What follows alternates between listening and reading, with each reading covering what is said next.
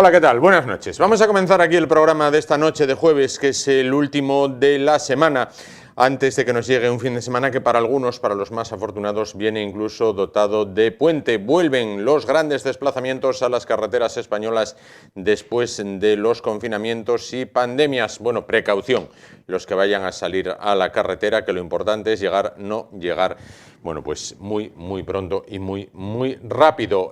Nos despertamos con una nueva ley del alquiler, nos despertamos con un precio de la luz, de nuevo la electricidad, con un precio desbocado, nos despertamos con muchas cosas, bueno, pues con las que no quisiéramos despertarnos y que cada vez nos rascan más el bolsillo. Nos despertamos también con un proyecto de presupuestos donde tendrá pues un gasto público sin parangón en la historia de España, y también con un dato curioso, y es que la labor del gobernante es principalmente gobernar para lo importante. A partir de ahora, la persona que quiera tener mascota deberá pasar un examen, y en las tiendas de animales solo se podrán vender peces. No sé por qué los peces sí se podrán vender, el resto de animales no se podrán vender. ¿Será porque los peces, los pobres, solamente hacen...? Bueno, doctores tiene la Iglesia y ministros, muchos, tiene este gobierno. Vamos a ver cómo discurre todo. Lo que va ahora es la cabecera para comenzar el programa de esta noche.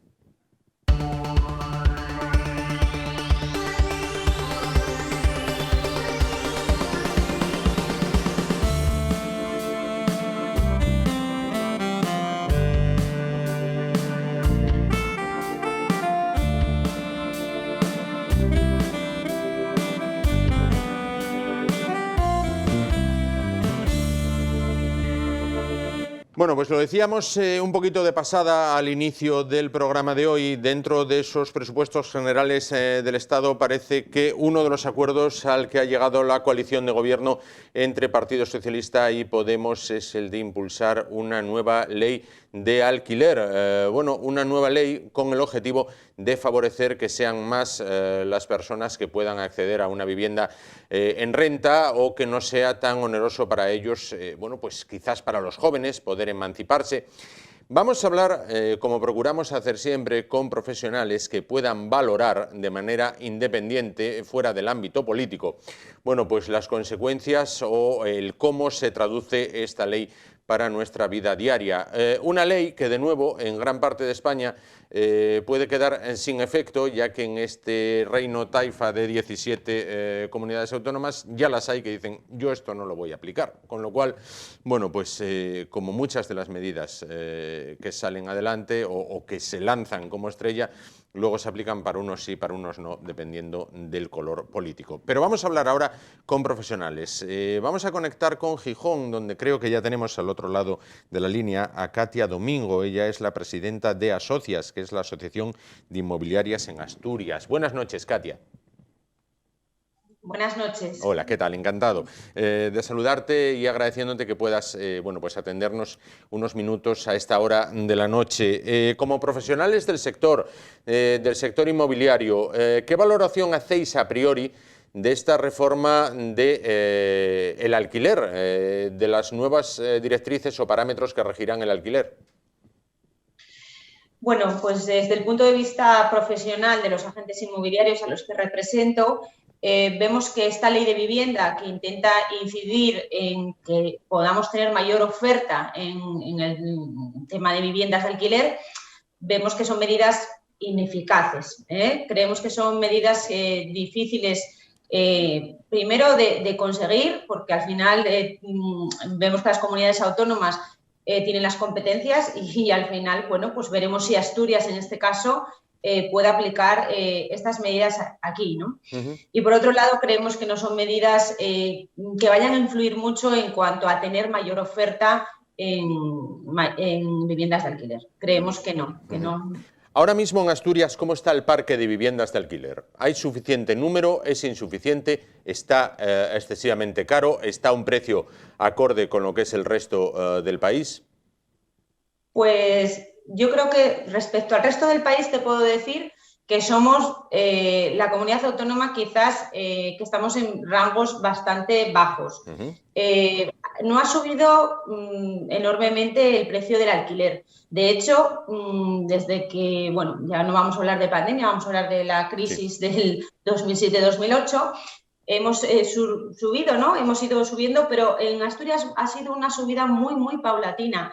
Tenemos todavía viviendas en alquiler que van desde 350 euros, vamos a decir, en zonas de Asturias, pues como las Cuencas, que tenemos, bueno, pues viviendas bastante asequibles, pero es que si nos vamos a Gijón, por ejemplo, que yo lo destacaría como la zona más cara hoy en día, seguimos teniendo alquileres pues de 500, que pueden ser asequibles. Sí que es verdad que se nota que hay ciertas zonas, sobre todo en Gijón y en Oviedo, ¿no? En Avilés, que son sobre todo zonas muy céntricas, en Gijón pues, todo lo que rodea la playa de San Lorenzo, Viesque, son barrios muy demandados y donde vemos que cada vez nos estamos quedando con menos oferta, ¿no? Ahí sí que podemos ver que ha subido un pelín el alquiler. Podemos encontrar viviendas con ciertas características, por ejemplo, muy demandadas con terraza, muy demandadas con una plaza de garaje, donde ahí sí podemos ver un pelín de salto, pero bueno, no estamos hablando de precios muy altos como para que no podamos llegar. En el mismo Gijón, en zonas muy allegadas al centro, tenemos alquileres en 500 euros asequibles, ¿no? Claro. Entonces, bueno, yo creo que si ya nos referimos a las zonas tensionadas, ¿no? que habla también el Gobierno, no considero que tengamos esas zonas en Asturias ahora mismo. Sí, precisamente quería ahondar en esto. Estas zonas tensionadas, si nos situamos en el entorno de Oviedo y Gijón, ¿cuáles serían, si es que existen? Yo creo que no existen. Realmente zonas tensionadas, podemos hablar de ciudades como Madrid, Barcelona, Valencia, zonas en las que de repente, bajo estos años atrás, notan que han subido muchísimo. Sobre todo, ¿por qué? Porque en un piso de alquiler, por ejemplo, en Madrid, tienes 11 demandantes, ¿no? Y entonces al final el ofertante lo sabe, sube el precio muchísimo. En Gijón no pasa eso, ni en Oviedo, ni en Avilés. Vamos a hablar de las tres principales un poco ciudades, ¿no? Puede haber quizás ciertas zonas, como bien te digo, pero no creemos que sean ni zonas tensionadas. Yo creo que todavía sigue habiendo oferta suficiente de alquiler.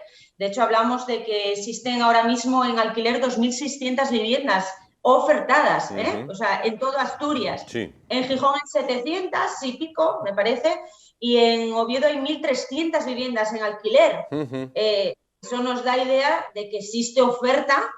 Claro. Quizás en Gijón siempre hay menos porque en Gijón se alquila más rápido, se demanda mucho más y en Gijón cada vez hay menos viviendas en alquiler y siempre va a ser una zona pues muy cercana a la playa que es más demandada, ¿no? Pero puedo decir que no hay zonas tensionadas. Correcto. Ahora mismo en Asturias. El Gobierno insiste en que esto son medidas encaminadas o que afectarían principalmente a lo que se denomina grandes tenedores, personas que tienen 10 inmuebles para alquilar o 10 pisos, 10 o más pisos para alquilar.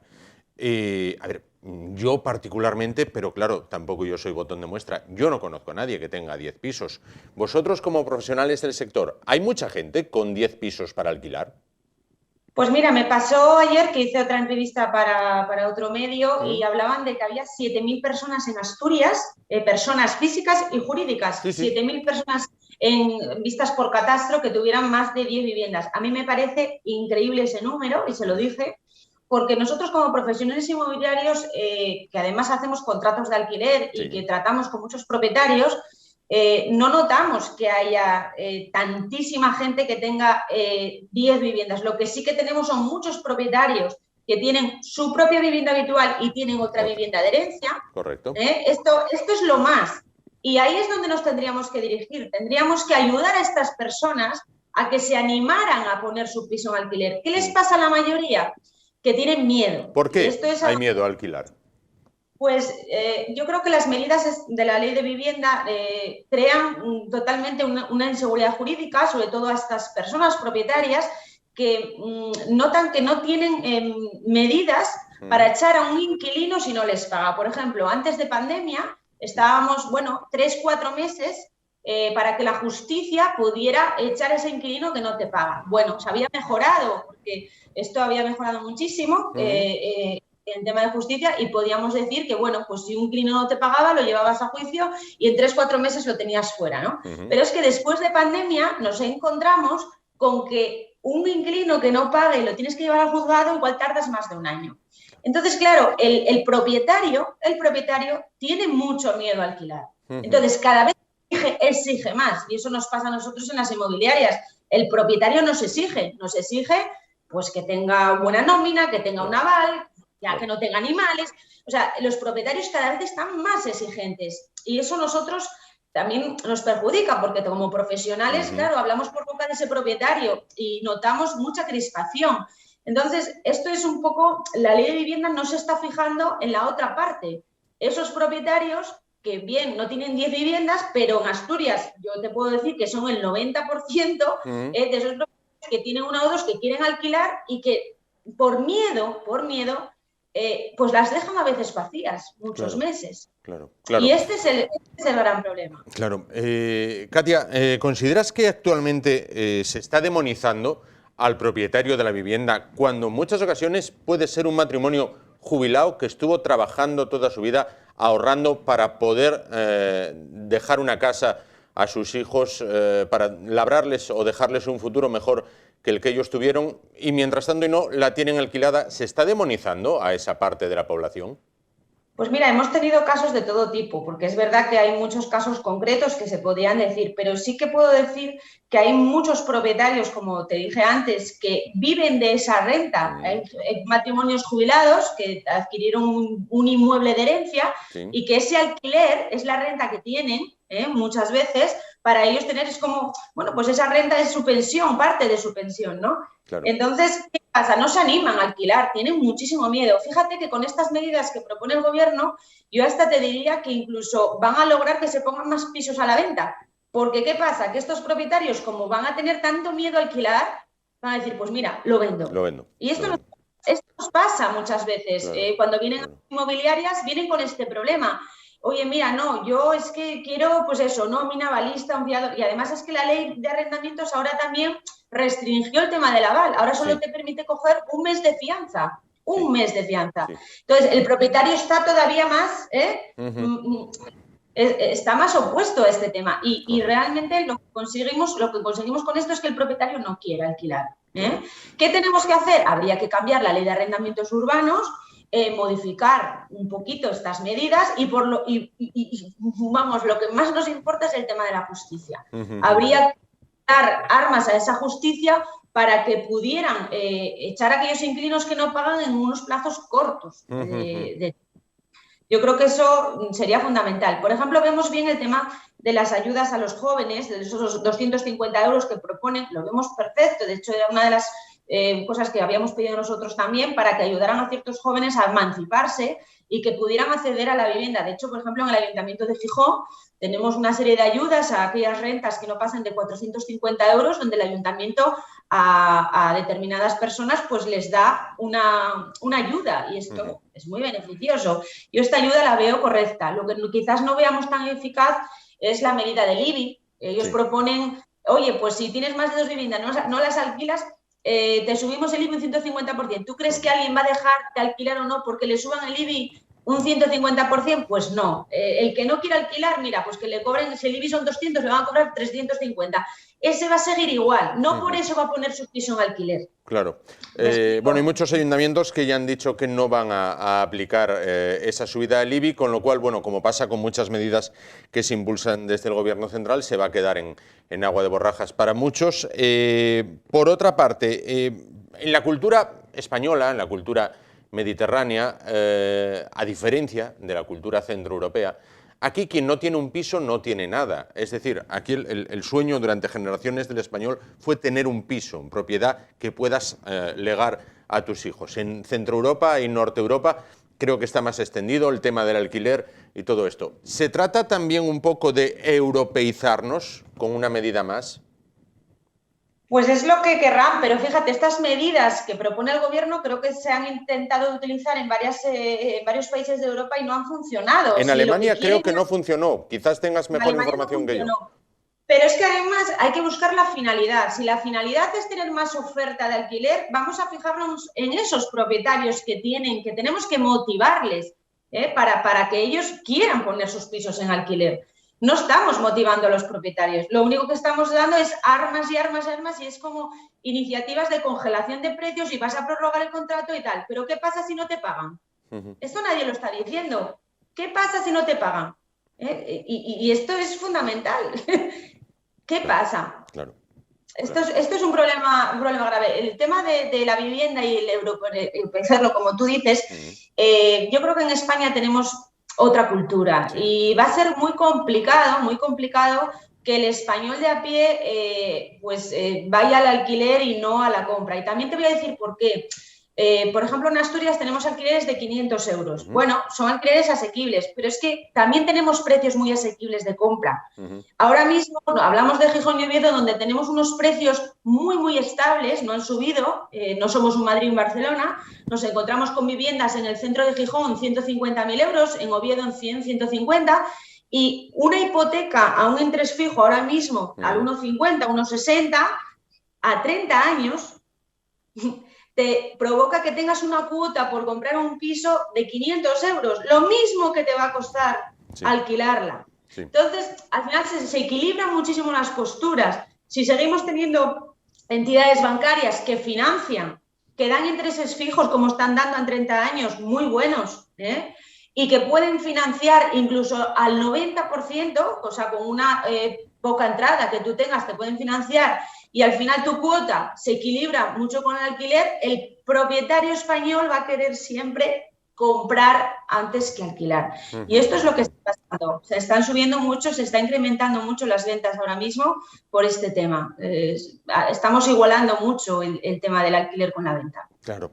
La solución pasaría una vez más por, antes de lanzarse algo de esto, consultar con profesionales, que no fuera una solución meramente política. Pues nosotros lo hemos ofrecido muchísimas veces. Nosotros, yo represento a la Asociación de Asturias, pero tenemos una federación y una confederación a nivel nacional a la que pertenecemos. Hemos tenido reuniones con el Gobierno ofreciéndoles nuestra ayuda para que se cree un pacto de Estado. Yo creo que aquí lo importante es que todos los agentes intervinientes se pusieran de acuerdo y pudieran crear unas normas donde todos tuvieran cabida. Creemos que es lo más importante en este tema. Nosotros podemos ser un agente interviniente y, alguien que represente a las empresas, porque la COE también lo ha dicho el otro día, se ha hecho sin ellos intervenir. Y creo que es importante que los grandes empresarios también se involucren. Sí que es verdad que hay fondos de inversión que tienen muchas viviendas paradas y vacías, y sí que ahí se debería de intervenir de alguna manera, pero no creemos tampoco que sea la forma. O sea, a estos fondos de inversión les importa tres pitos, como puedo decirte, que tengan que pagar más IBI o menos IBI. Al final tenemos que motivar de otra manera, y sobre todo al propietario de a pie. Claro. Katia, el mercado, estamos finalizando 2021, el mercado de alquiler y de venta, para este final de 2021, inicio del próximo año, ¿hacia dónde evoluciona?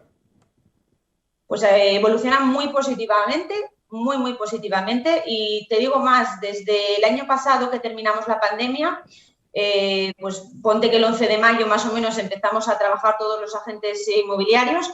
Teníamos miedo, la verdad es que mucho miedo, no sabíamos cómo el mercado iba a responder, y muy grata sorpresa en cuanto a que había una demanda contenida importante. Sí que hubo momentos después de la pandemia de subidas y bajadas, pero ahora que ya volvemos a un momento de estabilidad en el que ya vemos que un poco las normas, y este fin de semana creo que no tenemos restricciones y demás, hay aumento de ventas. Muchas ventas se están realizando de aquí a fin de año, se prevé un aumento importante en cuanto a compra. Y esto es también por lo que te decía antes, el precio en Asturias, no tenemos precios muy altos en cuanto a subidas, te estoy hablando. Sí que hay ciertas zonas, como Viesques, Bibio, Arena, el centro de Oviedo, el centro histórico, donde, sí vemos que están subiendo un poquitín, pero son porcentajes de un 1%, no vemos grandes subidas, y eso hace que la gente se tire a comprar. También notamos un gran mercado de segunda residencia en Gijón. Gijón, toda la zona también de Ribadesella, Llanes. Hay un mercado alto de segunda residencia, de gente de Madrid que quiere venir a vivir a Gijón, por ejemplo. Hemos encontrado mercado extranjero, hemos encontrado americanos que han venido a comprar para jubilarse aquí. Gijón y Asturias, toda la zona un poco de lo que da el mar, ¿no? Se está convirtiendo en una zona muy, muy bonita para que la gente quiera venir a vivir. Y esto es lo que deberíamos de aprovechar y quizás las comunicaciones no nos ayudan mucho, pero el teletrabajo también nos ha ayudado mucho en ese sentido. Han vuelto mucha gente que le permiten teletrabajar. Tenemos muchos clientes de Londres, por ejemplo, que trabajaban allí, pero ahora pueden trabajar aquí porque les permiten el teletrabajo. Y hemos notado mucha afluencia de ese tipo de personas. Eso ha hecho que alquilemos más y que vendamos más también. Claro. Katia, para finalizar, antes de agradecerte tu presencia en el programa, una curiosidad fuera de este tema. Me decías antes, la gente busca un piso preferentemente con una plaza de garaje, lógico, y con terraza. ¿Por qué con terraza en Asturias si las más de las veces sería salir para ver cómo llueve? Pues esto es a raíz de la pandemia. A raíz de la pandemia, pues todo el mundo se ha dado cuenta que está encerrado, ¿no? Y que necesita pues un sitio en el que, bueno, pues evadirse y tener un pelín más de, bueno, claro, pues eso, de libertad, ¿no? A raíz de la pandemia hemos notado muchísima demanda de pisos con terraza. Es un problema porque no los tenemos y esto es algo que de cara a nuevas construcciones, de hecho se está notando, no sé si nos damos cuenta, toda la obra nueva que se está construyendo, mucha ya se orienta a tener pequeñas terrazas. Y esto es porque la demanda está ahí. Tú cuando haces una obra nueva y la haces con esa diferenciación y le pones una terracita, seguro que te van a comprar más que si haces un piso normal, ¿no? La demanda está ahí, pisos con terraza y luego también muchas fincas. Hay gente que se ha tirado a comprar fincas para construirse su propia casa. De hecho, estamos viendo empresas constructoras que no dan abasto para construir, tienen listas de espera de 3 y 4 años para construir una casa y han subido los precios mucho en construcción por este motivo. Antes hablábamos de igual hacer casas a 1.200, 1.300 euros metro cuadrado construido y ahora ya estamos en 1.500. O sea, todo esto es lo que se está subiendo. Pisos con terraza, viviendas con parcela, fincas, es la mayor demanda que tenemos ahora mismo. Pues Katia Domingo, presidenta de Asocias de la Asociación de Inmobiliarias de Asturias, muchísimas gracias por estar con nosotros esta noche, aportarnos lo que es la valoración, la visión de los profesionales sobre el tema de la nueva manera de alquilar en España. Muchísimas gracias. Gracias a vosotros. Gracias.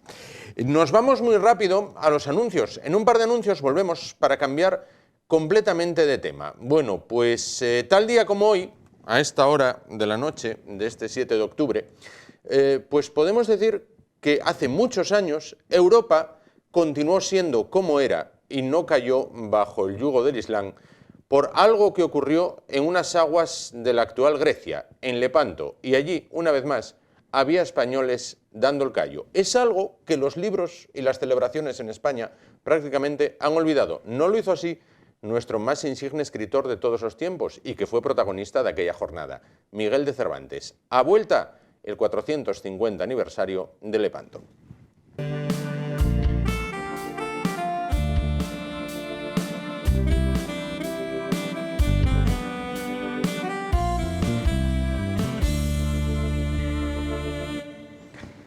Bueno, vamos a continuar. Se cumplen 450 años de lo que Cervantes definió como la más alta ocasión que vieron los siglos. A esta hora de la noche todo ya se había decidido, todo ya se había terminado. Los que habían perdido, en este caso los turcos, bueno, pues ponían proa hacia lo que es actualmente Palestina o Israel o Turquía, mientras que ponían popa hacia la flota cristiana, le enseñaban la popa a los buques españoles, venecianos, genoveses y del papado, bueno, que se alzaban victoriosos, aunque como bien dijo Wellington, lo peor que le puede pasar a un ejército, además de perder una batalla, es ganarla, porque los heridos y los muertos también eran cuantiosos. 450 años de una de esas victorias. Desde que el mundo es mundo, los enfrentamientos entre Oriente y Occidente se han sucedido, desde las Termópilas, pasando por las Cruzadas, también Lepanto, bueno, hasta nuestros días prácticamente. Ha habido lo que un erudito definió como el debate mundial, esa lucha entre Oriente y Occidente, donde Oriente trata de avanzar hacia Occidente y Occidente trata de frenarlo. En Lepanto se escribió uno más de esos capítulos. Se frenó la expansión turca. ¿Y qué hubiera pasado si hubiera sido al revés? Es algo que, afortunadamente, nunca sabremos, pero que podremos conocer un poquito más de lo que ocurrió en aquellas aguas de la actual Grecia en nuestro paseo por la historia.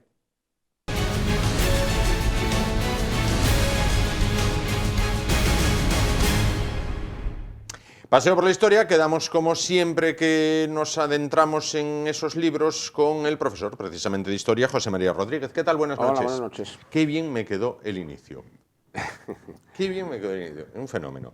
Bueno, vamos a ver, 450 años de lo que podríamos definir como la victoria olvidada, porque nadie celebra o nadie conmemora la victoria de Lepanto, a pesar de ser tremendamente importante, pero es que en España no se celebró ni en tiempos de su excelencia.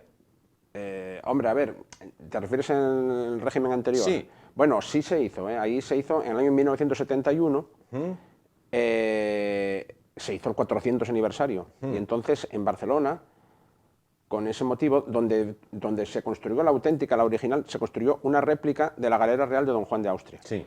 Y bueno, fue una obra magna en sí misma, la construcción de un barco de esa envergadura, de esa categoría, contaron con carpinteros de Ribera y tal, y se hizo una gran exposición. Y ese barco, que es una maravilla en sí mismo, se puede ver aún hoy en las Atarazanas de Barcelona, en el Museo Marítimo. ¿Quién nos lo iba a decir que en el año 1971 se celebró en Barcelona, precisamente? Sí, ya ves, sí. Ay, mía. Sí. Hoy en día se puede ir a ver, y es que yo recomiendo ir a verlo. Sí. Son las Trasanes, en catalán, pero bueno, es igual, los astilleros, o sea, el Museo Naval.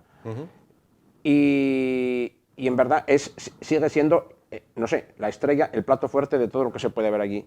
La galera de Don Juan de Austria. Del barco de Don Juan de Austria. Correcto. Barco de más de 50 metros. Bueno. Luego hay unos interactivos allí muy bonitos. El año pasado, por estas fechas, tal día como hoy, te entrevistábamos y nos explicabas cómo se llegaba a la batalla de Lepanto, cómo había sido la batalla de Lepanto, cuáles habían sido sus consecuencias. Y este año, cuando te llamé para el 450 aniversario, me dijiste, pero si ya te hablé de ello el año pasado, con lo cual, claro, no podemos calcar la misma entrevista. Quiero ir un poco más allá. Hay quien dice, aquí en España somos mucho fustigarnos siempre y quitar importancia a lo que hacemos, que fue una victoria que no valió para mucho, que, vamos a ver, que hubiera sido muy catastrófico haber perdido, pero que la victoria tampoco, bueno, pues varió mucho el mapa mundial. Bien, es que aquí, una vez más, asumimos la leyenda negra que otros fabrican contra nosotros. Entonces, bien, como al día siguiente de la batalla el Imperio Turco seguía allí, pues muchos dijeron, bueno, ¿y ahora qué? ¿Qué pasa? Que el Imperio Turco no ha sido destruido. Es que no se iba a discutir eso en la batalla. El Imperio Turco era algo más que una colección de barcos. Claro. Cuando se afronta una batalla naval... Lo que sí hay que insistir es qué hubiera pasado si se hubiera perdido. Entonces, vamos a ver. Eso te lo preguntaré ahora, pero antes quiero preguntarte otra cosa. Vamos a ver. Decía yo antes, desde que el mundo es mundo, desde que hay batallas navales en el mundo, desde los primeros enfrentamientos entre romanos y cartagineses, pasando por la flota de Octavio contra la de Cleopatra, en Actium, pasando por Lepanto, pasando por Midway o las batallas navales de la Segunda Guerra Mundial, una batalla naval es como una partida de póker donde ambos bandos van apostando, y al final se lo van a jugar toda una carta. Es decir, el que pierde sale muy fastidiado. Sí. Porque aparte de hombres pierde barcos que cuesta muchísimo. En muchas ocasiones puede ocurrir eso. Sí, son muy... es decir, hay que arriesgarse mucho son muy definitivas, son muy determinantes. Mira, en la Primera Guerra Mundial tuvo lugar la batalla de Jutlandia, entre ingleses y alemanes y tal, ¿no? Los ingleses tenían franca superioridad, pero bueno, los alemanes se la jugaron, y los ingleses no lo tenían todas consigo. De hecho, bueno, tuvieron graves pérdidas en la batalla. Se supone que fue un triunfo táctico alemán, aunque luego no cambió el curso de la guerra. Y el almirante inglés que dirigía aquellas fuerzas, Churchill, le advirtió, y le dijo públicamente una frase que, bueno, que era como para darle ánimos, ¿no? Que decía, el almirante Jellicoe es el único hombre en toda Inglaterra que puede perder la guerra en una sola tarde. Claro. Y Churchill de aquella, bueno, no era primer ministro, era Lord del Mar, que era como ministro de Marina. Pero vamos, lo advirtió de esa manera. El almirante Jellicoe es el único hombre que puede perder la guerra en una sola tarde. Claro. Y en la batalla de Midway, los japoneses sellaron su destino en 5 minutos. En 5 minutos perdieron sus 3 mejores portaaviones y la media hora siguiente el cuarto, y ahí ya Japón perdió la guerra. Iba a durar unos años más y tal, pero Japón ya estaba sentenciado. Ya se sabía que no iba a ganar. Eso. Efectivamente. Entonces, cuando los países o las potencias cristianas deciden ir a buscar a los turcos, a su guarida, llamémoslo así, los turcos jugaban en casa este enfrentamiento. Se la juegan el todo por el todo. Vencen y, como bien dices, el imperio turco permanece ahí. Pero si hubieran perdido, ¿qué hubiera pasado? Bueno, en primer lugar, se la juegan el todo por todo por un motivo, no solo por un motivo, digamos, puramente militar. La batalla tuvo lugar en una fecha tardía. ¿Y a qué me refiero? El tipo de barcos que luchaban en el Mediterráneo, las galeras, eran barcos para luchar en una sola estación, prácticamente, en el verano y un poquitín de primavera y otro poco de otoño, porque eran muy vulnerables al mal tiempo, a las tempestades. Entonces, en el invierno no salían, sencillamente se sacaban a tierra y se dejaban allí descansar y reparar. Y en el momento en que la batalla los turcos ya tenían previsto ya cancelar la temporada de operaciones. Ya habían hecho todos sus ataques y saqueos en el verano y, de hecho, Lepanto para ellos era como un cuartel de invierno. Entonces, Juan de Austria, cuando decide ir a por ellos, lo decide contra la opinión de casi todos sus capitanes. Pero se arriesga a que hubiera pasado como la Invencible, que una tempestad, aunque no fuera muy, muy grande, hubiera acabado con todos sus barcos y con la vida, porque ahí no había salvación posible, de las decenas de miles de hombres embarcados, que era la flor y nata de las Fuerzas Armadas Españolas. Entonces ya solamente, eso ya corrió un gran riesgo. No vino la tormenta, pero pudo venir. Y luego el enfrentamiento... Vamos a ir viendo imágenes. Sí, luego el enfrentamiento también. A ver, el mando y control sobre el desarrollo de una batalla siempre fue muy difícil para todos los comandantes, antes y ahora. Ahora ya no tanto, porque hay medios de comunicación muy buenos, pero es que antes, una vez que empezaba la batalla, por muy bien que la hubieras planificado, quedaba en manos del azar de la guerra. Pero salió bien. Las disposiciones adoptadas por don Juan fueron excelentes. Y luego, claro, se demostró la superioridad incontestable de nuestras fuerzas de infantería, de los tercios. Correcto. Luego hablaremos de don Juan de Austria, pero la pregunta que te hacía, ¿qué hubiera pasado si se hubiera perdido? Es decir, si hubieran vencido los turcos. Bueno, mira, igual alguien dirá, vaya, qué exagerado, pudiera haber sido el fin de Europa, tal como la conocemos, ¿vale? Mira, igual que podemos decir que la batalla de Salamina salvó Grecia y con ella la civilización occidental también hace 2000 y pico años, la batalla de Lepanto salvó Europa y la cristiandad, tal como se entendía en el siglo XVI, vamos, de forma incontestable, porque Europa, el sur de Europa en aquel momento era muy vulnerable, y los turcos eran una fuerza tan poderosa que hoy en día no podemos imaginar, y además estaban avanzando hacia el corazón de Europa en dos direcciones, y a duras penas se les logró frenar. Una dirección era la vía terrestre, por el Valle del Danubio, ya eran los dueños de los Balcanes. Fíjate que estuvieron presentes en lo que las repúblicas de la antigua Yugoslavia hasta el otro día, como quien dice. Habían asediado Viena. Habían asediado, y la había salvado nuestras fuerzas, Carlos I, unos años antes. Habían tomado y estuvieron ocupando muchos años Budapest, que está ahí mismo también, como quien dice. Luego volverían en una segunda ocasión a intentar tomar Viena y fueron rechazados a duras penas. Y esa era la vía terrestre. Y luego, por otra parte, estaba la vía marítima, que ahí aún eran más peligrosos, porque durante décadas se había extendido la idea cierta de que no había forma de pararlos por mar, que los cristianos, cuando digo los cristianos, bueno, venecianos, italianos, ahí metemos a los del Papa, Malta, nosotros incluso, Génova. Siempre perdíamos, lo que nos habían tomado la medida. ¿Vale? Y entonces, bueno, cuando don Juan de Austria les presenta batalla, se hacía con toda clase de prevenciones. Juan de Austria no, porque era un tío echadísimo para adelante, muy animoso y tal. Claro. Bien. Y luego ellos, bueno, cuando previamente habían tenido lugar fueron masacres también, pero desde luego, pero dos toques de atención terribles. Uno fue el asalto a Malta, que ellos, por poco Malta estuvo a punto de caer en su poder, y fue salvada también in extremis por fuerzas españolas. Y otra isla que no pudo ser salvada fue la isla de Chipre, que era una isla veneciana. Sí. Y ahí eso fue ya lo que dio la señal de alarma definitiva, porque allí ellos, después de un asedio de 10 meses, pasaron a sangre y fuego a toda la guarnición, y ahí, bueno, ya comentamos un día, que se habían vivido algunas de las escenas más espantosas que se recordaban en las guerras de Europa. Correcto. De los autores de Don Pelayo no hizo nada, ahora llega la versión de Juan de Austria era un florero. Ahí quien lo manejaban eran unos capitanes muy...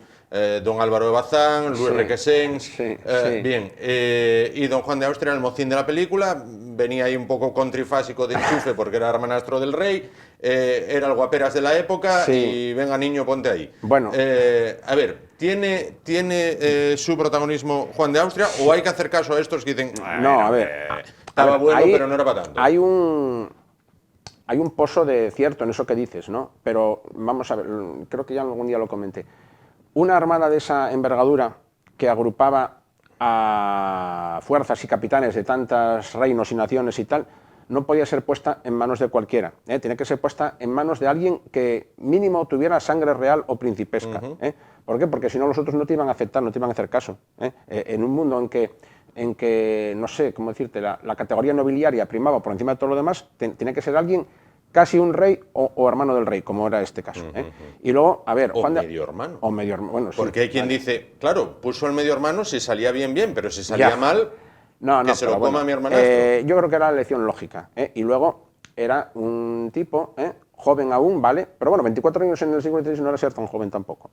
Y él ya desde muy temprano había demostrado vocación guerrera, capacidad de liderazgo, dotes de mando, y ya tenía una experiencia, ya venía de luchar y ganar una guerra que no fue ninguna broma, que fue la guerra de las Alpujarras, la represión de la sublevación de los moriscos. Claro.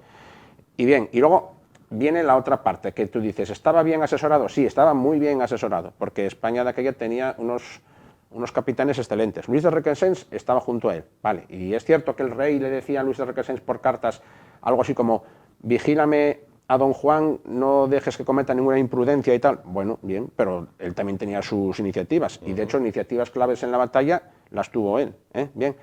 Y luego estaba la gran figura, que para mí ese sí que es el gran olvidado, de don Álvaro de Bazán, que fue el almirante más experto y más exitoso que España tuvo jamás, porque yo creo que Álvaro de Bazán salvó la batalla en 3 ocasiones. Él mandaba la fuerza de reserva, que está precisamente para eso, para actuar en puntos clave, en momentos decisivos, cuando la situación flaqueaba, acudir allí y salvar la situación. Y lo hizo en los 3 sectores de la batalla. Cuando vemos actualmente películas de esa época, obviamente Lepanto no hay película, no, ¿qué va a haber? Cuidado. Cuando vemos películas de esa época, que sobre todo se centran en el Caribe, ¿no? El tema de los piratas asaltando galeones españoles y demás. Bueno, pues Hollywood, el cine, nos ha trasladado la idea de que los piratas siempre buscan un enfrentamiento al abordaje, ¿vale? Sí. Cuando tengo leído que precisamente quienes buscaban el abordaje porque eran invencibles abordando eran los españoles. Claro, sí. Nosotros era el tipo de lucha en que éramos expertos. Se llamaba la lucha a la galana o la lucha a la española, que consistía eso en hacer entrar en contacto un barco con el otro, abarloarse, intentar inmovilizar el barco enemigo para que no se escapara. Y meter gente dentro. Y meterle gente dentro, saltando sobre él directamente. Que, bueno, a pecho descubierto. A pecho descubierto, sí. Entonces el barco, si eran galeras tienen un espolón que se clavaba en el costado del barco contrario. Y si eso no era suficiente, se lanzaban cables y garfios que al otro barco lo inmovilizaban y no dejaban escapar. Y entonces luego había que meter en tropel, en masa, con el cuchillo en los dientes, pues quizás sí, pues fuerzas de infantería que avasallaran y superaran con la fuerza de su empuje a las fuerzas defensoras del otro barco y capturarlo. Lo que pasa que luego allí, bueno, aquello se convertía, los propios cubiertas de los barcos se convertían en un auténtico campo de batalla concentrado en el que centenares de hombres en unos espacios de metros, no digo de decenas de metros, de metros, luchaban allí, no sé hasta qué punto de apretados podían luchar y tal. Claro. Y bueno, se despedazaban, se cortaban cabezas, se cortaban pies y manos, una cosa Las galeras espantosa. Que luchan en Lepanto, tanto las turcas como las cristianas... Sí, perdona, sí, hay un texto de Cervantes que describe un abordaje de esos, que es algo... Vamos con él un poquito más tarde, pero vamos con esto que te preguntaba. Las galeras, tanto turcas como cristianas que combaten en Lepanto, para aquel que le interese con que pongan en Google Galera Lepanto, lo va a ver, no difieren mucho en su estructura, en su forma, de las galeras de los romanos y los cartagineses y los griegos y todos estos. Si bien es cierto que, y te pido que me expliques por qué, Juan de Austria manda cortar los espolones, no llevan espolón adelante, las galeras cristianas. ¿Por qué? Es por el tema de la artillería. Las galeras antiguas, no, evidentemente llevaban artillería. Bueno, llevaban una artillería que era la artillería de las catapultas y las balistas y tal. Por eso se disparaban, digamos, casi por parábola, por arriba, por elevación. No, las galeras de don Juan de Austria llevaban artillería en proa, frontal. No mucha, las galeras grandes llevaban 5 cañones, las pequeñas 3 y las más pequeñitas 1 solo. Y entonces, esos cañones disparaban, digamos, sin elevación, disparaban raso, casi a ras de agua. Entonces, si había un espolón, el espolón podía obstaculizar el tiro de esos cañones. Y entonces, a veces, por librar el espolón, apuntaban un poco demasiado alto y el tiro se perdía. Entonces, con tal de asegurar el tiro, Juan de Austria manda cerrar el espolón, de forma que el tiro saliera, raso, recto, nivelado y alcanzara el casco de la nave enemiga. Y luego, a ver, en aquellos tiempos, bueno, el proceso de recarga era lento y penoso, complicado y tal, entonces igual tardaban minutos enteros en recargar un arma de esas. Daban por hecho que solamente les iba a dar tiempo a hacer una, como mucho 2 descargas, entonces era vital aguantar el tiempo necesario para estar muy, muy, muy cerca del barco contrario y asegurar el acierto del impacto, porque luego, si te equivocabas, igual ya no volvías a cargar tirar. y tal, ¿no? Vale, luego ya entraban en acción las armas pequeñas, claro. los falconetes y los arcabuces y mosquetes, que esas ya eran armas de uso individual. Cuando hace pocos años se conmemoró la efemérides, el aniversario de la batalla de Waterloo, en la que participaron franceses, ingleses, prusianos, belgas y holandeses, y creo que nadie más, ¿vale? La televisión pública española hizo un grandísimo reportaje que lo tituló "Con esta batalla nació la Europa moderna". ¿Por qué Europa ha olvidado la batalla de Lepanto? Bueno, pues mira, vamos a decirlo claramente, porque allí no estaban los anglosajones ni los franceses y tal.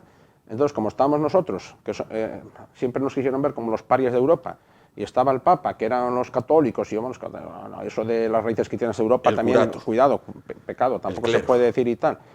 Entonces, a eso se le ha querido dar deliberadamente la espalda. Y luego los anglosajones, los ingleses, tienen muy buenos historiadores, tienen buenos hispanistas, pero es igual, el conglomerado, digamos, político, mediático, eso lo ha dejado de lado. Bien. Pero bueno, lo que te decía antes, o sea, tú imagínate una Europa con los turcos establecidos en toda Italia, porque Italia era súper vulnerable. Venecia, vamos, era una ciudad vendida ya. Roma mismo está a escasos kilómetros del mar. Date cuenta, los turcos en Roma. Adiós el Vaticano, adiós el Papa. Bueno, adiós los sultanes turcos, igual que cuando un presidente del gobierno llega al cargo, promete, lo primero que promete es voy a acabar con el paro. Los sultanes turcos decían voy a brevar mis caballos en San Pedro del Vaticano. Sí, ya, claro. Bueno, es que faltó poco. Vamos a decirlo así, faltó poco. Y luego España, bueno, en la península ibérica, podrían haber desembarcado aquí otra vez. De hecho, en la guerra de las Alpujarras, acuérdate que los turcos llegan a apoyar, no como es debido, podían haber apoyado más todavía a los rebeldes moriscos, pero bueno, ese apoyo estuvo ahí. Y luego, entonces, si llegan a presentarse aquí, desde sus bases de Argel y tal, sería una nueva invasión de la península. Correcto. Bueno, llegamos al final. Cuando le comunican, no sé si es historia o es leyenda, cuando le comunican al rey Felipe II, está allí en el Escorial rezando, que era algo que el rey hacía habitualmente, y está allí rezando, y llegan y le dicen, Majestad, acaba de llegar un correo con el resultado de Lepanto, y el tipo dice, espera que estoy rezando. Bueno, dice la palabra es así como muy del sosegaos, porque el que llegó todo... Teneos. Llegó todo sin aliento, eufórico, dando voces, victoria, no sé qué, ganamos y tal. Entonces el rey lo para, lo frena un poco y le dice así, sosegaos, pasemos para aquí, para el coro de la iglesia, que allí podremos hablar mejor. Claro. Y se lo cuentan y luego creo que, bueno, según dice todo lo que siempre se nos dijo a nosotros en la escuela, que él que frío, impasible, no modificó su gesto y tal, y dice, bueno, pues ahora vamos a seguir rezando para dar gracias a Dios y tal y cual. Dices bien que nos decían a nosotros, porque los de ahora no les dicen de Lepanto y no les dicen ni de Felipe II, ni de... Vamos, poco más y del sexto, tampoco le dicen. Bueno, fue la manera de encajar la noticia Felipe II, que ahí echó la de cal, años más tarde tendría la de arena con la Armada Invencible. Otro ejemplo de me la juego toda, una carta con una gran flota, en Lepanto salió cara, en la Invencible salió ¿ves? Y cuando hablamos de las consecuencias de la victoria de la Armada Invencible fueron las mismas, pero en sentido contrario. ¿Qué hubiera pasado si España hubiera ganado? Bueno, la invasión de Inglaterra la hubiéramos triturado, porque de aquella... Inglaterra, ejército de tierra prácticamente no tenía, y los tercios eran, bueno, no va más ya. Entonces Inglaterra hubiera sido para nuestros hombres un paseo militar. Entonces, Inglaterra se salvó. Igual que Europa se salvó de los turcos, Inglaterra se salvó de nosotros. Luego, ¿qué pasa? El Imperio Español desapareció por perder aquella batalla. Ni desapareció España, ni desapareció el Imperio. Al Imperio Español todavía le quedaban largos años. Permaneció. Bueno, pues gracias. Llegamos así al final de este 450 aniversario de la batalla de Lepanto. Si quieren ver más, libros. Sería bueno leer esas palabras de Cervantes. Bueno, estamos sin tiempo. Pero bueno. Para el 451, las palabras de Cervantes. Si quieren saber más de este tema, libros y un poco YouTube. Películas, no la busquen, no la hay. Está por hacer. Adelante, Pedro, estamos esperando. Nos vamos a publicidad. Volvemos en un momento y vamos, bueno, pues con las consideraciones, que todos los meses tratamos una. En este caso, bueno, pues la leyenda negra y la hispanidad en tan solo un momento. Hasta ahora.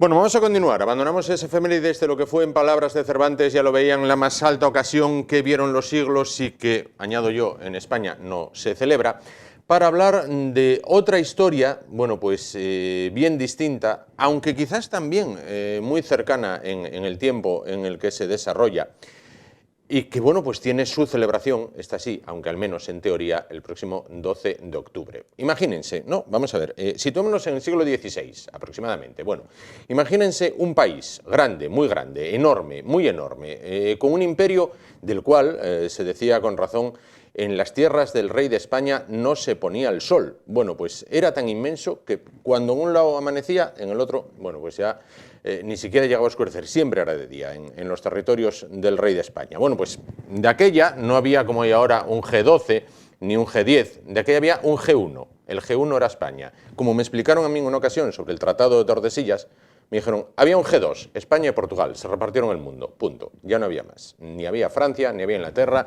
ni había Estados Unidos, ni había Rusia, ni había Alemania, ni había nada. Había España y un poquito Portugal, y luego España y Portugal se juntaron, con lo cual era todo lo mismo. Bueno, así todo, había enemigos, que se inventaron una cosa que se llamaba la leyenda negra. Por aquel entonces, bueno, pues también la guerra de información, las fake news, bueno, pues existían y ya se ponían en circulación. Hasta ahí todo correcto. Nosotros teníamos un imperio, ellos tenían una fake news. ¿Dónde llega el fallo?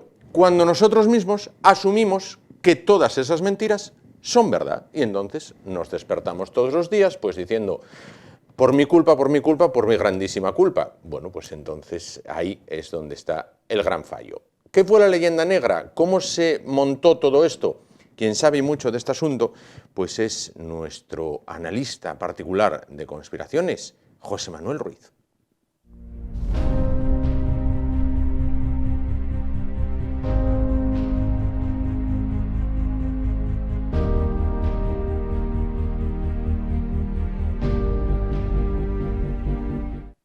José Manuel, buenas noches. Hola, buenas noches. Y bienvenido a una nueva temporada. Por fin aquí en el estudio de nuevo. Ya no te vemos a través de la pantalla como durante la pandemia, ¿no? Durante la pandemia, el confinamiento. Ahora, como en casa. Como que tenía unas ganas tremendas ya de estar aquí, sí, como en casa. Para hablar de un tema, que introducía yo de una manera un tanto vehemente, la leyenda negra. Lo grave no es que los enemigos de España la crearan, lo grave quizás es que los españoles la asumimos. Sí, y bueno, la crearon, aprovecharon el librito este de Bartolomé de las Casas.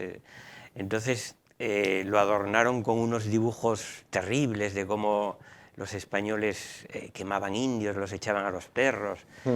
Y eso fue pasando con el tiempo hasta nosotros, lo que dices tú. Y ahora entonces, no sé si por nuestra herencia católica o porque en España somos un país que nos gusta flagelarnos, o porque mucha gente no tiene pensamiento crítico y simplemente coge lo que le dan, pero es verdad que nos lo creemos al pie de la letra. Claro. ¿Cómo desmontar esta leyenda negra? Usando el pensamiento crítico y estudiando un poco, leyendo un poco, es muy fácil. Tienes el ejemplo un poco más al norte de México, de Estados Unidos, de Canadá. Bueno, los ingleses, cuando conquistaron allí, no fue una conquista integradora, fue una conquista destructora, digamos. Destruyeron a todas las tribus que había, las dejaron en reservas. Y tú, si pones la tele ahora mismo en Estados Unidos, pues no vas a ver ningún indio por ahí o con rasgos. Si pones la tele en Perú y en México, sí, fue mucho más integrador. Entonces, ¿cómo desmontarlo? Pues para empezar, hay que estar abierto a la idea. Claro. Y por desgracia, todas estas cosas en España se politizan mucho. España es, junto a Argentina, quizá uno de los países más polarizados ahora mismo en el terreno político. Pero solo hay que investigar un poco, sí, es muy fácil, lo que yo siempre te digo. Decía una persona que conozco yo que para abrir la mente es muy prioritario también viajar, aquel que pueda, ¿no? Entonces, si ahora mismo hacemos un viaje y nos vamos a Estados Unidos o a Canadá, imaginémonos cualquier ciudad de Estados Unidos o Canadá, vamos a ver con cuántos indios nos cruzamos por la calle, con cuántas personas con rasgos indígenas nos cruzamos por la calle. Puede que nos levantemos por la mañana, nos acostemos por la noche y no nos hayamos cruzado con ninguno, digo bien. Claro, ¿o cuántos actores conoces con rasgos indios? Muy poquitos. Poquitos. Muy poquitos. Y así que puedas nombrar casi ninguno. En cambio, si ves una telenovela o cualquier... Claro, porque... Si nos damos una vuelta por cualquier ciudad de Sudamérica o de Centroamérica. Claro, el porcentaje de mestizos en Bolivia, Venezuela y estos sitios ronda el 86, 87. En Canadá es el 1 y algo, en Estados Unidos es el 2 con algo. Claro. Entonces, ahí vemos esa diferencia. Ahora tú ves que los americanos digan, esto que hicimos, que se flagelen. No, claro, es mucho más fácil decirle a un español, pide perdón, como hace el personaje este que está ahora en México, que decírselo a un americano que te va a decir, ven y dímelo aquí. Porque nos gusta eso. Claro. Los españoles son los que leen a Galeano y las venas abiertas de Latinoamérica, porque les da más motivos para flagelarse. En parte es culpa nuestra todo esto, no es culpa ya de los ingleses. Han pasado 500 años de esto. Claro. Bueno, vamos a partir de la base de que sí es cierto que hubo una conquista, como toda conquista, claro. Igual que en España pasó cuando llegaron los romanos no llegaron repartiendo flores, precisamente. Bien, hubo una conquista y también se extraían el oro y la plata y se traían a Europa para financiar, bueno, pues lo que era el imperio, ¿no? En este caso. Claro. Hasta ahí estamos de acuerdo, que se cometieron desmanes, seguro. Sin duda, sobre todo al principio. Claro. Sí. Pero luego eso es como si solo existiera eso y no existiera la segunda parte. Es decir, todas las ciudades iberoamericanas fueron fundadas por españoles, las universidades fueron fundadas por españoles, tienen un idioma y un alfabeto porque se lo dieron los españoles, ¿no? Es más, muchas lenguas desaparecidas se conservan porque los españoles hicieron tratados, pero es así, sí. Es totalmente cierto. No nos quitamos ese complejo de encima jamás. Porque somos nosotros los culpables de eso, de creernos eso, de no investigar eso. Hubo desmanes, claro. A ver, por ejemplo, los aztecas, cuando llegaron los españoles, estaban en el Neolítico, digamos. Entonces hacían sacrificios humanos, lo cual tampoco es raro en aquella época, ¿no? Pero era una civilización muy sanguinaria. Antonio Escotado, la más sanguinaria de la historia, tenía 18 fiestas de guardar, 50.000 sacrificios al año humanos, era antropófaga religiosamente, es decir, no por comer, sino que se comían como un acto religioso. Entonces, subyugaban a muchos pueblos que, claro, Hernán Cortés llegó allí con 300 personas y solo tuvo que decirles a los otros, oye, que vamos a echar una mano a liberaros de estos. Os puedo liberar de estos, ¿no? Ahora bien, es verdad también la parte, Colón era un negociante, Colón lo que quería era oro y más oro y se hicieron las encomiendas en la que, aunque desaparecieron en 1549, lo que pasa que lo que se recuerda es lo de Bartolomé de las Casas, el librito ese, la primera parte, y luego hace 200 años ya casi que se independizó Argentina, Bolivia. Claro. Entonces, cuando estos países se independizan, tengo leído, si me equivoco, me corriges, cuando, bueno, pues los criollos, digamos, ¿no? Sí. Bolívar, San Martín, todos estos lanzan la independencia de la corona española para constituir sus distintos países. Los indígenas, los indios, y ya llegamos a tal grado de tontería que hay que aclarar que indio no es una palabra peyorativa, porque no, hay quien puede decir, mira aquellos dos diciendo indios. Bueno, pues no es ninguna palabra peyorativa, ¿no? Vale. Quizás hay que decir habitantes autóctonos o todos estos eufemismos que hay que decir ahora, ¿no? Bueno, a lo que iba. Los indios se alinean del lado de España, es decir, se alinean del lado de la corona. Quienes luego exterminan indios a dolor son los propios criollos, los propios estados constituidos. Claro, lo que pasa es que esas cosas no se cuentan. Eso es lo que hay que informarse. Y por cierto, lo de la palabra indio, el lenguaje políticamente correcto y todo esto, un habitante de la India, por ejemplo, es indio, pero por alguna razón, aquí en España ahora se dice hindú. Hindú, sí. Y tú ten cuidado con llamar a alguien de la India hindú, porque a lo mejor es musulmán, eso es una religión. Sí. Pero por alguna razón ahora dicen los hindúes de la India. Claro. Y indio no es nada peyorativo, es que las palabras eso es lo que tú quieras que signifiquen. Pero bueno, es verdad que nos están lavando el cerebro con todo esto. Los grandes beneficiados de todo esto de la leyenda negra son, bueno, pues los enemigos tradicionales históricos, como puede ser Inglaterra, como puede ser Francia, etc., etc. Y Holanda, claro, evidentemente. Después de esto es cuando empezó a esparcirse un poco el imperio inglés. Pero no olvidemos, por ejemplo, que el imperio británico, Australia lo usaba como cárcel. Como presidio, sí. Como presidio. Que en Tasmania exterminaron a todos los indígenas, pero a todos, no queda ni uno. Que a los aborígenes no los consideraban humanos, claro. Los consideraban entre monos y hombres. Entonces, bueno, claro, es el presentismo. Claro. Aplicar criterios morales de ahora a algo que pasó hace 500 años. Lo de pedir perdón. Pero bueno, entonces tendríamos que pedir tantos perdones que estaríamos pidiendo perdón. ¿Y quién? Pues bueno, tendría que pedir perdón el señor Cortés, que fue el que se presentó a las elecciones con un Obrador, porque seguro que tiene mucho más ADN de ellos que... De eso quería hablarte. Cuando los gobiernos de estos países, yo creo que como una mera cortina de humo, ¿no? Es muy fácil, por ejemplo, para un Chávez, para un Maduro, decir, toda la culpa la tiene España, que se llevó el oro y la plata, antes de afrontar sus propias culpas, ¿no? En la gestión de su país ante su pueblo. Bueno, cuando todos estos países echan la culpa a España, vamos a ver si esto es sencillo de explicar. Los conquistadores españoles o los colonizadores españoles que fueron y se quedaron allí.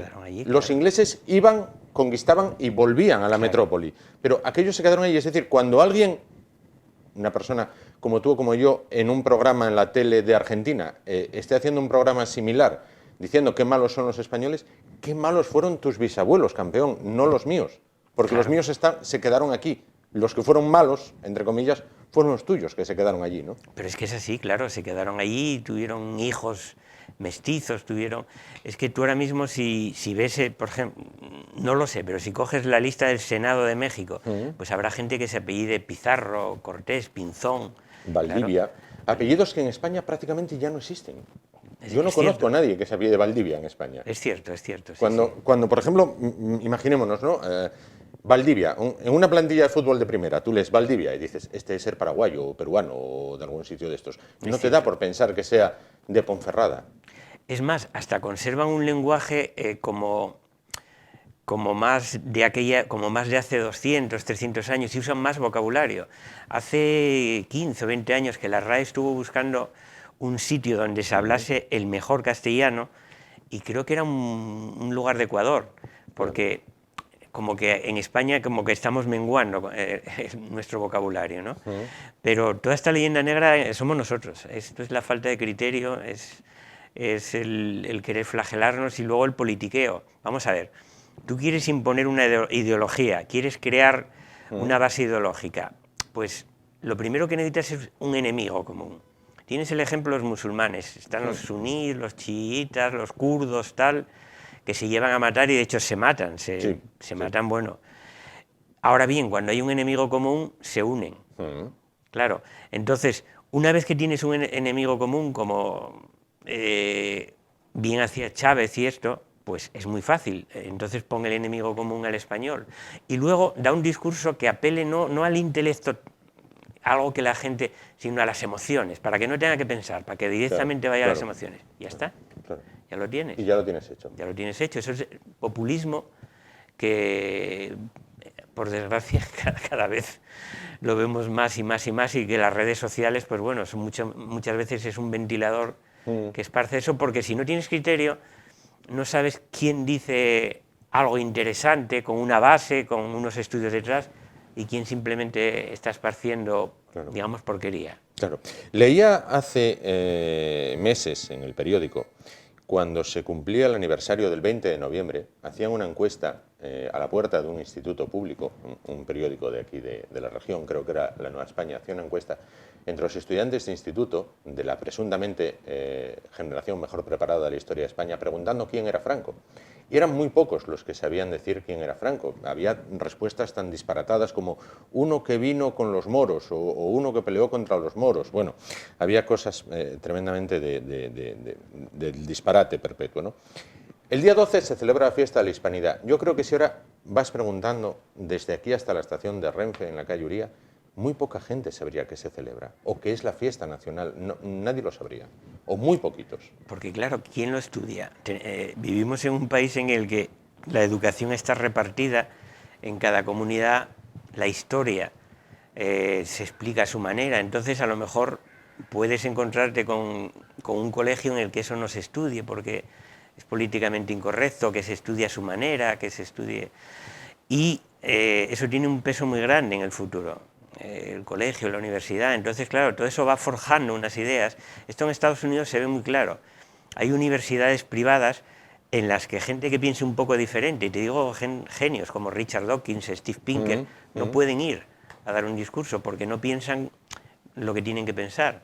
Entonces, y luego en España, con la tendencia que tenemos a culparnos de haber robado el oro Moscú, de haber matado a Zeus y a Afrodita, pues ya tienes la tormenta perfecta, vamos. Claro. En cuanto al sentimiento de hispanidad, ¿ha hecho más Iniesta con su gol que todos estos que forjaron la historia de España? Porque había un enemigo común ahí, que era... Holanda. Holanda. Eran los herejes. Los herejes volvieron. Y hasta se podían sacar las banderas de España, ahí cuando jugaba la selección, porque claro, ahí tienes el enemigo común, que era Holanda. Y sí, es verdad, como era lo de Iniesta de mi vida. Que decía, Iniesta de mi vida, sí, que ha pasado ya a formar parte del acervo cultural, ¿no? Claro. Esa frase de Iniesta de mi vida. Yo creo que ahora mismo nadie, o muy poquitos, saben que se celebra el 12 de octubre, pero si echas la vista atrás y dices, ¿dónde estaba usted el día que España ganó el Mundial? Pues muchísima gente te lo podría decir, ¿no? Claro, seguramente, sí. Y lo de la conquista de América, yo hice una pequeña encuesta, ¿sabes? Que siempre que vengo hago una pequeña encuesta entre...